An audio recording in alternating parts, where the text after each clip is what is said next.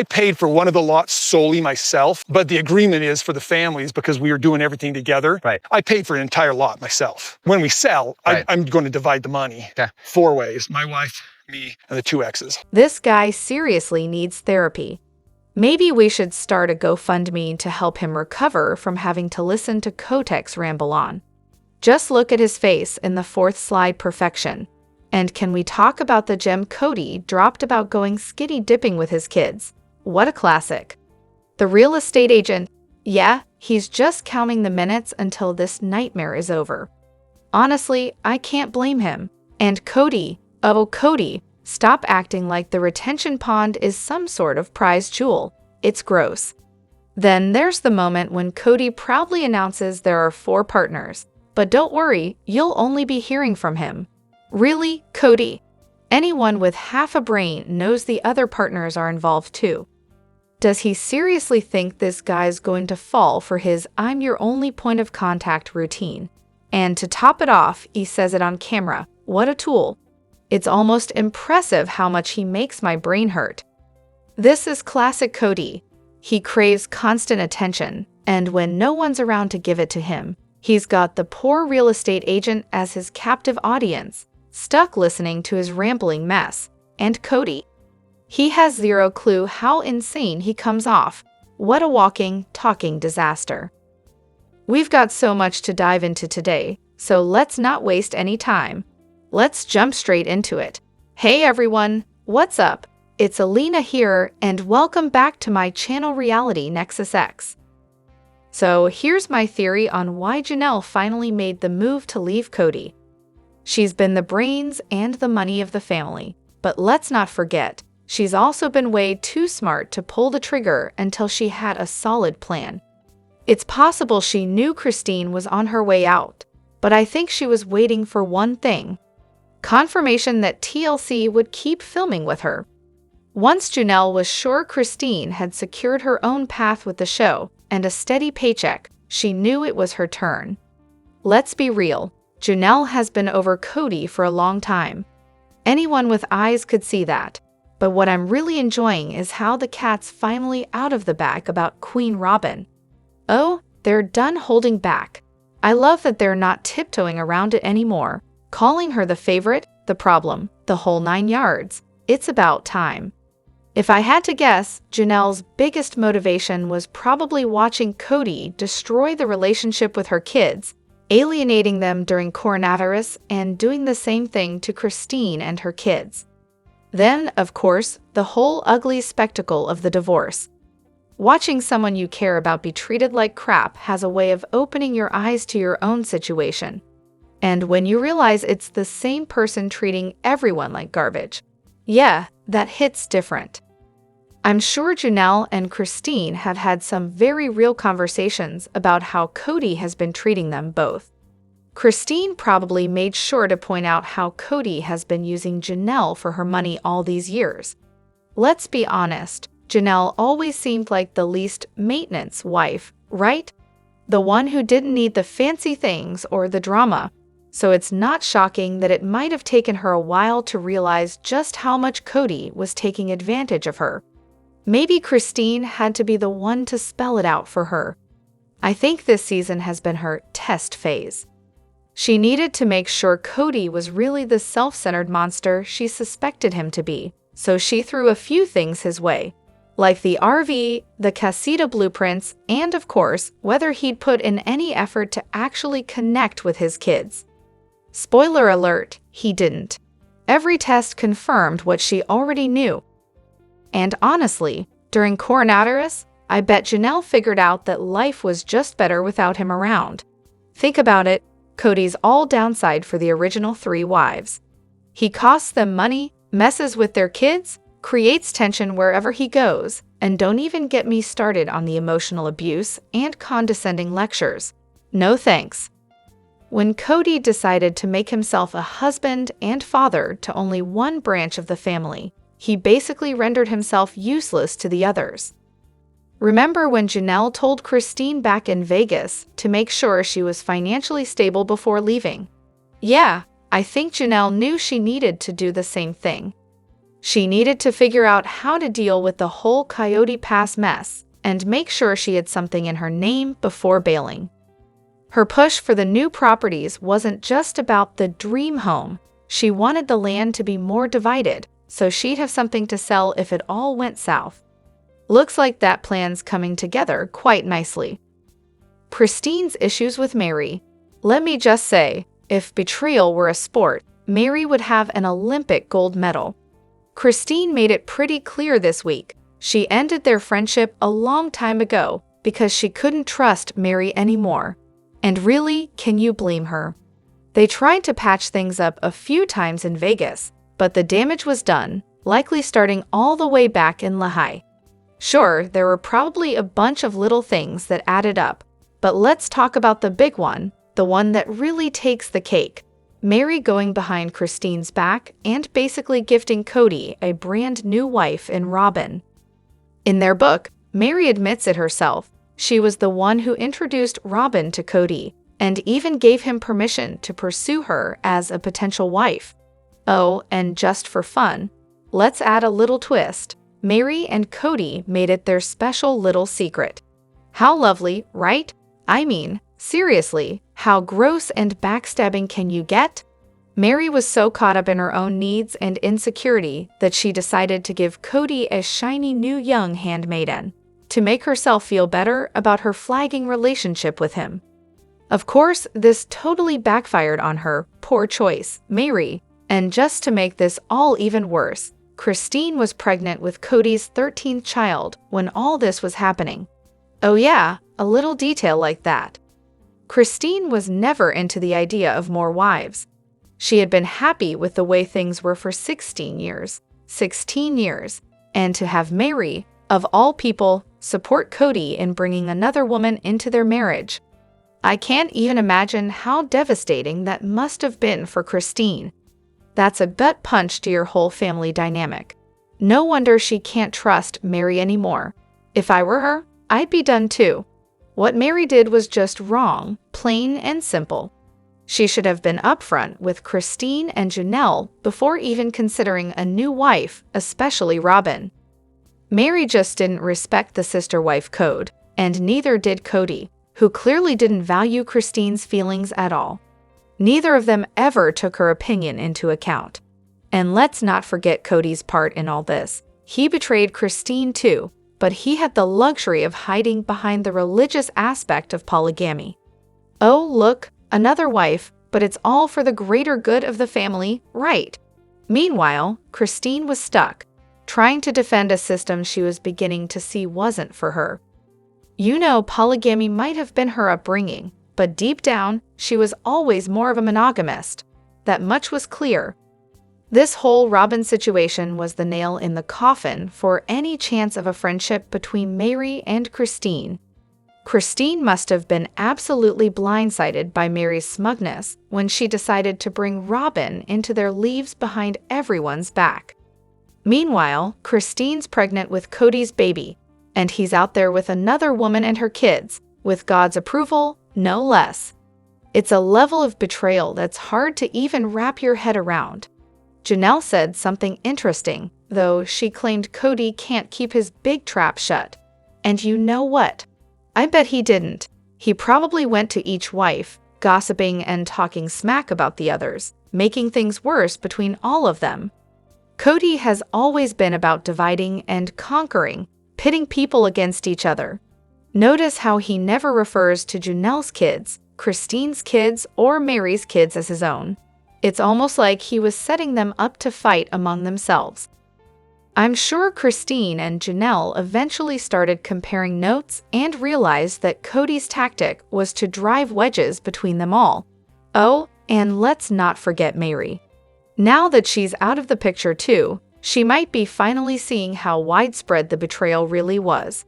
But can anyone fully trust her at this point? She's the one who introduced Robyn, after all. And now, Sabin Robyn, oh, the irony, is caught in the middle of this mess. In the end, it's clear Christine and Janelle were completely blindsided by Robyn's arrival. Janelle even said it herself in one of the earlier episodes. They didn't know anything about this new wife until Kody and Mary decided to introduce her. And the worst part, in their religion, this is a huge no-no. Bringing in a new wife is supposed to be a family decision, not something you just spring on everyone without warning. In other shows like Seeking Sister Wife, they all go on group dates because it's supposed to be a family affair, not just the guy and one of the wives making the call. But hey, I guess rules are for everyone else, not Kody and Mary. The contradictions just keep coming with Robyn and Kody. Robyn kicks off the episode claiming the little kids have no idea what's going on, that they're completely clueless and aren't tracking the drama in the family. But lo and behold, Kody chimes in about how Ari said she doesn't like Christine for leaving the family. Oops, someone forgot to get their stories straight. Seriously, I'm convinced that not a single word coming out of their mouths is trustworthy. Do they realize they have an entire archive of footage showing them contradicting each other episode after episode? If they're going to lie this hard, you'd think they could at least coordinate their stories a little better. Honestly, I'm starting to think the reason production doesn't interview them together anymore is because they can't keep their lies straight when they're not feeding off each other. If they're separate, it's like a free-for-all, no one to cue them, no one to exchange those subtle, "Are we still sticking to the script?" looks, no chance for the "oh, aren't we just so happy for them?" routine. And let's not forget when Michael T had everyone say goodbye to Christine. Ari definitely had some thoughts. She was asking why they were leaving and telling them they needed to go on dates. Oh, and remember the episode before that where she was talking about being engaged to someone at school. She's definitely paying more attention than Robyn and Kody think, and she's listening more than they'd like to admit. It's not just Kody who's slipping up, though. Robyn contradicts herself too. One minute she's talking about how the kids don't know what's going on, how they don't remember their family, and the next, they're asking if the whole family is coming. The poor me narrative comes crashing down as soon as she says that. And if the kids supposedly hate Christine, it's likely because Kody and Robyn have spent so much time trash talking her in the house. It's wild that Kody often accuses Janelle and Christine of turning the other kids against him when, in reality, he and Robyn have clearly been poisoning the kids' minds against the rest of the family. TLC has a tell-all problem, and after catching a sneak peek, I'm already over it. We all know TLC tell-all specials are usually a train wreck, but this one was especially painful to watch. Seriously, the interviews were a mess. I spotted Kotex and Sabin flat out lying in those brief clips, and guess what? No one called them out, not even a little follow-up question. It's like they're trying to play it all neutral to avoid ruffling feathers, but letting people lie through their teeth without batting an eye is just pathetic. It's not unbiased reporting, it's lazy journalism at its finest. Sure, they feed their hosts the questions to ask, but come on, so Kenya could have gone rogue with at least a couple of follow-ups. It wouldn't have hurt. Instead, we got softballs and a total lack of actual investigation into what went down. Lazy much. And can someone explain why the format is still one-on-one? Is this supposed to be a family reality show or a conversation? It's just weird.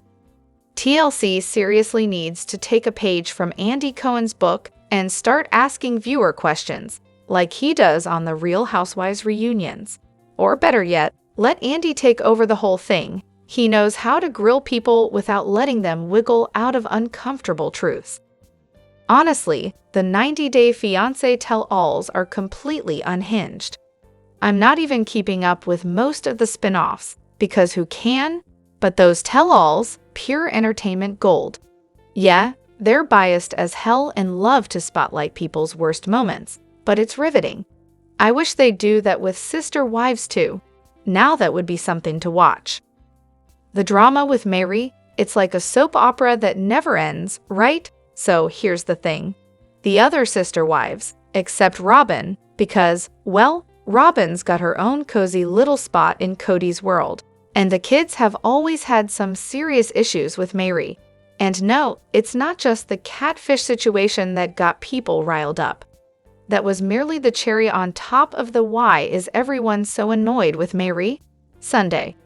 First off, before the whole catfish debacle, Mary had already become this kind of outcast. The other wives weren't exactly sending her love letters. They were probably just tired of her constant attempts to fit in. Mary wanted to bond with the other sister wives, but it was like trying to force puzzle pieces that didn't belong together. You get why she might be frustrated. She was out there trying to make something work that wasn't ever going to happen. Then, the whole looking for affection thing. I mean, who can blame her? She's in this polygamous setup where Kody is playing favorites like it's a game of musical chairs. He gives all of his attention to Robyn, and Mary's stuck on the sidelines. So what does she do? She tries to find someone who actually sees her. And sure, it blows up in her face with a catfish situation. But honestly, it's like watching someone set themselves up for failure while the rest of the family just watches in judgment. As for the whole moral code thing, please. People act like Mary's quest for affection is some kind of betrayal, but where was that outrage when Kody was off doing whatever he pleased with his other wives, especially Robyn? Mary didn't sign up for this double standard. She's stuck in this toxic dynamic where everyone's just looking at her like she's some kind of villain for, I don't know, wanting a little love and attention. Kody's like, yeah, what's the problem? While Christine's over here saying, I'm stuck with nothing and you get all the love. It's maddening. Honestly, it's just sad to watch. Mary was trying so hard to be the good wife, wanting more kids, wanting to be close to the other wives, wanting to be loved by Kody. And what does she get? A catfish and a whole lot of emotional neglect. It's almost like the family is playing this bizarre game of how much can we emotionally neglect Mary before she snaps. And let's be real, if anyone had any empathy, they'd see that the poor woman's been abused by the entire situation. Now, I suspect Mary might have been the one who ran the show, the head wife, calling the shots, keeping things in check. But in the end, she's just the punchline of everyone's jokes, while they all get what they want. It's a tragic comedy, and it's clear that no one is really looking out for her. Kody's little genius plan to push the wives out. Oh, it's classic.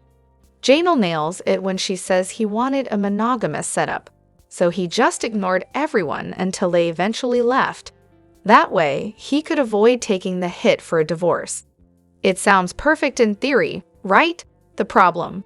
Kody's rage when it actually worked and they left. Classic narcissism, really. I mean, my ex was exactly like this. He treated me like absolute garbage. But the minute I left, oh, the melodrama. How could you do this to me? I'm ruined. Narcissists, right? Kody's no different. He thought he could just shuffle Christine out of the picture, let her quietly suffer in Flagstaff like Mary did, and then poof, problem solved. But here's the kicker. Just because you want something doesn't mean it'll make you happy. Kody didn't get that memo. He pushed all three of them to ask him to leave their homes, basically forced their hands, and thought they'd just accept the distance and keep contributing to the family funds. So much for family unity. The real kicker is his constant, I don't love Christine mantra. But what he was really doing was playing the Marta. He had to make her the villain, so it looked like he was the one trying to salvage the family. He'd get to say to Truly, I fought for you.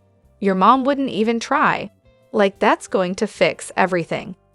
In reality, Kody just wanted the big picture intact. He wanted to be married enough to keep the appearance of a polygamous family, but not enough to actually do the work. It's a typical polygamy thing. Everyone's supposed to revolve around him and his feelings. He doesn't care about the wives, only that his family stays together enough to prop up his ego. If they leave, his little tower of control crumbles, and he's not having that. Let me know what you think in the comments. Don't forget to hit that like button and subscribe to my channel. I'll see you in the next video. Take care and much love to you all.